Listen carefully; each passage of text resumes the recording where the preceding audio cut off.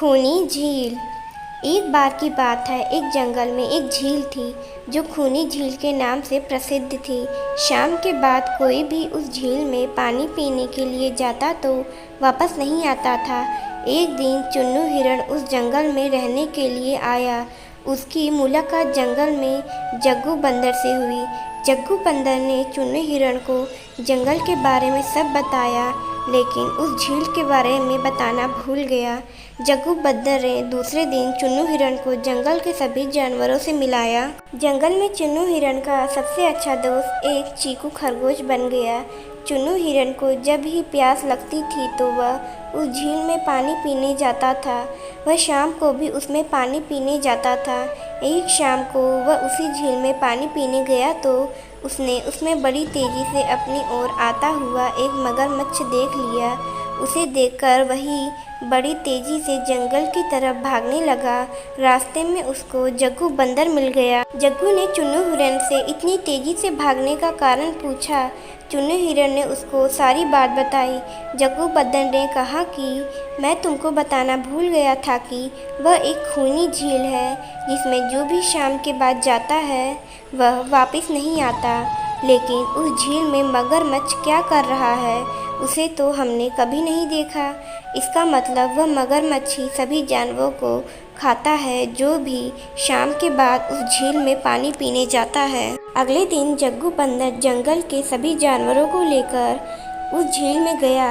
मगरमच्छ सभी जानवरों को आता देखकर छुप गया, लेकिन मगरमच्छ की पीठ अभी भी पानी से ऊपर दिखाई दे रही थी। सभी जानवरों ने कहा कि ये पानी के बाहर जो चीज़ दिखाई दे रही है वह मगरमच्छ है। यह सुनकर मगरमच्छ कुछ नहीं बोला। चीकू खरगोश ने दिमाग लगाया और बोला, नहीं, यह तो पत्थर है, लेकिन हम तभी मानेंगे जब यह खुद बताएगा। यह सुनकर मगरमच्छ बोला कि मैं एक पत्थर हूँ। इससे सभी जानवरों को पता लग गया कि यह एक मगरमच्छ है। चीकू खरगोश ने मगरमच्छ को कहा कि तुम इतना भी नहीं जानते कि पत्थर बोला नहीं करते। इसके बाद सभी जानवरों ने मिलकर उस मगरमच्छ को उस झील से भगा दिया और खुशी खुशी रहने लगे। मोरल ऑफ द स्टोरी, सीख।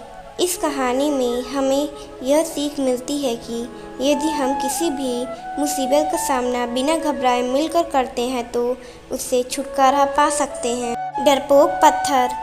बहुत पहले की बात है, एक शिल्पकार मूर्ति बनाने के लिए जंगल में पत्थर ढूंढने गया। वहाँ उसको एक बहुत ही अच्छा पत्थर मिल गया, जिसको देखकर वह बहुत खुश हुआ और कहा, यह मूर्ति बनाने के लिए बहुत ही सही है।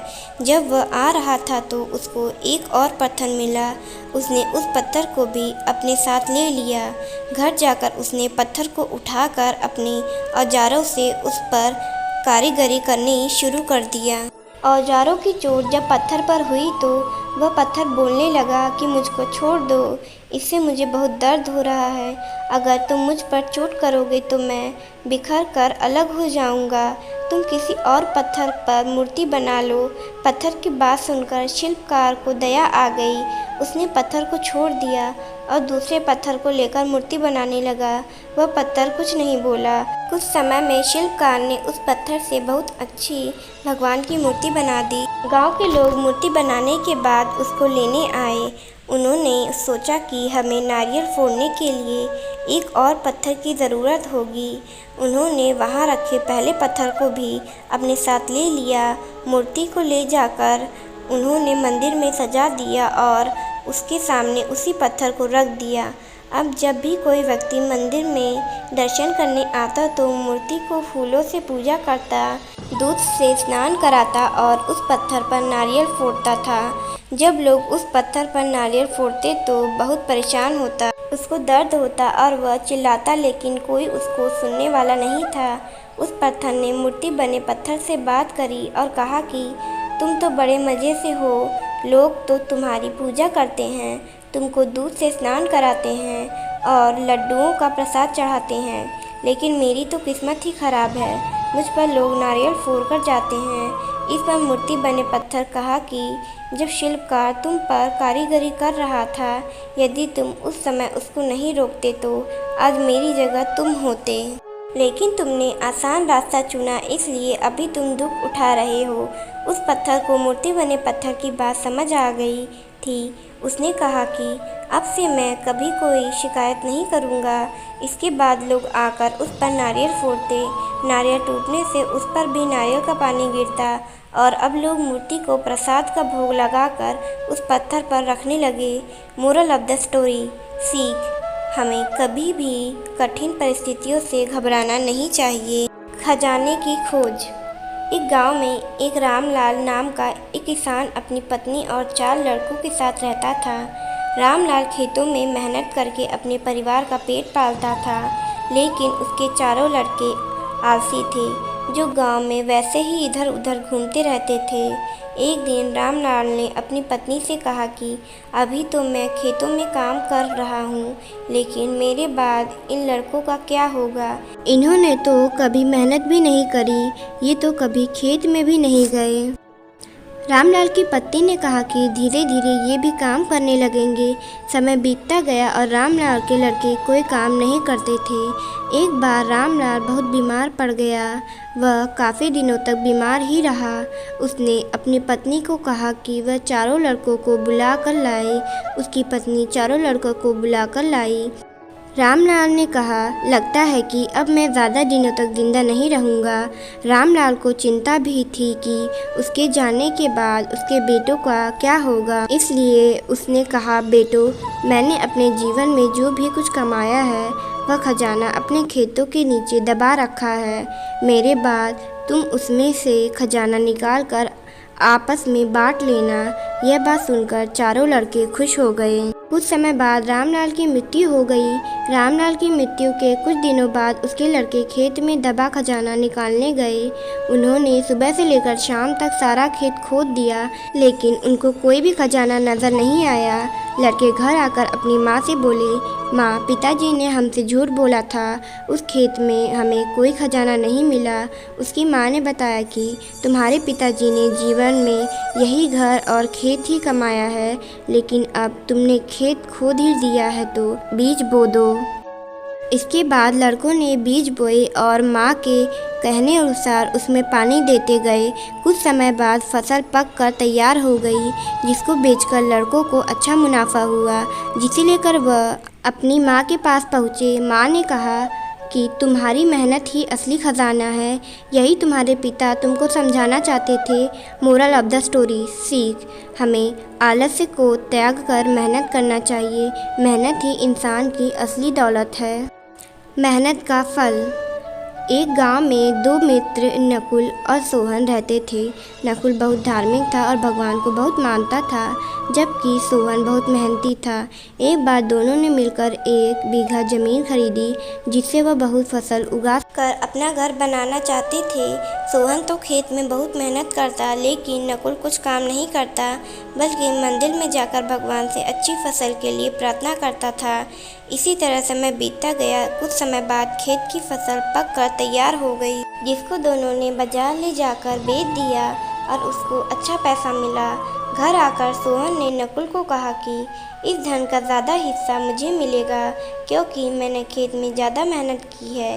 ये बात सुनकर नकुल बोला, नहीं, धन का तुमसे ज़्यादा हिस्सा मुझे मिलना चाहिए, क्योंकि मैंने भगवान से इतनी प्रार्थना की कि तभी हमको अच्छी फसल हुई।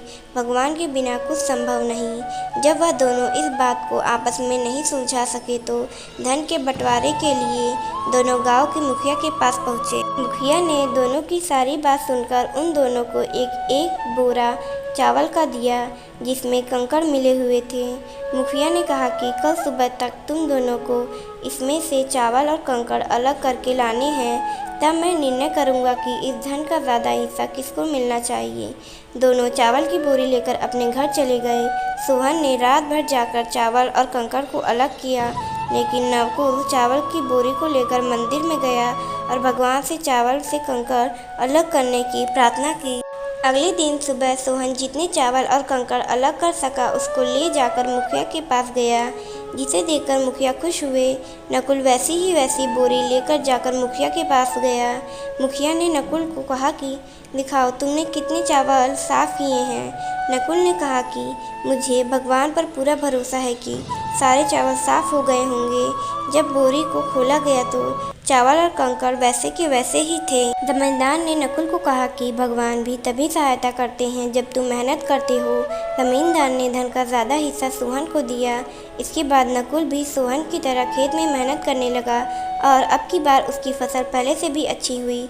मोरल ऑफ द स्टोरी, इस कहानी से हमें यह सीख मिलती है कि हमें कभी भी भगवान के भरोसे नहीं बैठना चाहिए। हमें सफलता प्राप्त करने के लिए मेहनत करनी चाहिए। सच्चे साथी। एक बार की बात है, राधा नाम की एक लड़की अपने पिता के साथ रहती थी।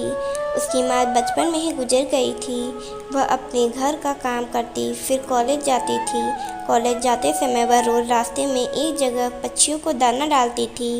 उसके घर में भी 2 पक्षी थे, उनको भी वह रोज दाना डालती थी। एक दिन उसको पक्षियों को दाना डालते जमींदार के बेटे ने देख लिया।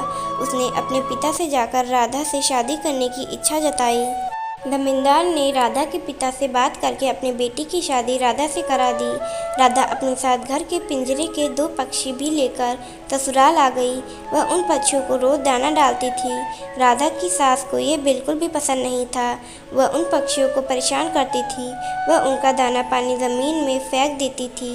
एक दिन राधा की सास ने पक्षियों का पिंजरा ही ज़मीन पर फेंक दिया। उससे यह करते हुए राधा ने देख लिया। राधा ने मना किया तो उसकी सास ने राधा को ही डांट दिया।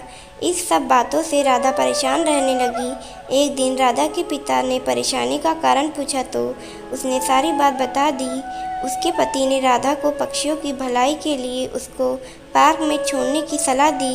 अपने पति के कहने पर राधा ने उन दोनों पक्षियों को बाकी के पक्षियों के साथ पार्क में ही छोड़ दिया। वह उनको कभी कभी दाना देते पार्क में जाती थी। अब सभी पार्क के पक्षी राधा के अच्छे मित्र बन गए थे। पक्षी अब राधा के घर पर भी आने लगे। राधा की सास को जब यह पता लगा कि वह गुस्सा हो गई। वह राधा को उसके मायके छोड़ने के लिए उसको साथ लेकर गई। रास्ते में कुछ चोरों ने राधा की सास के गहने चुराने की कोशिश की। तभी राधा के पक्षियों ने आकर चोरों पर हमला किया, जिससे चोर भाग गए। इसके बाद राधा और उसकी सास घर ही लौट आए। अब राधा की सास की सोच पक्षियों के प्रति बदल चुकी थी। उसने राधा से कहा कि अब हम दोनों चिड़िया को दाना देने चला करेंगे और पहले के 2 पक्षियों को घर वापस लेकर आएंगे। ये बात सुनकर राधा बहुत खुश हुई। मोरल ऑफ द स्टोरी, इस कहानी से हमें यह सीख मिलती है कि हमें जानवरों से अच्छा व्यवहार करना चाहिए।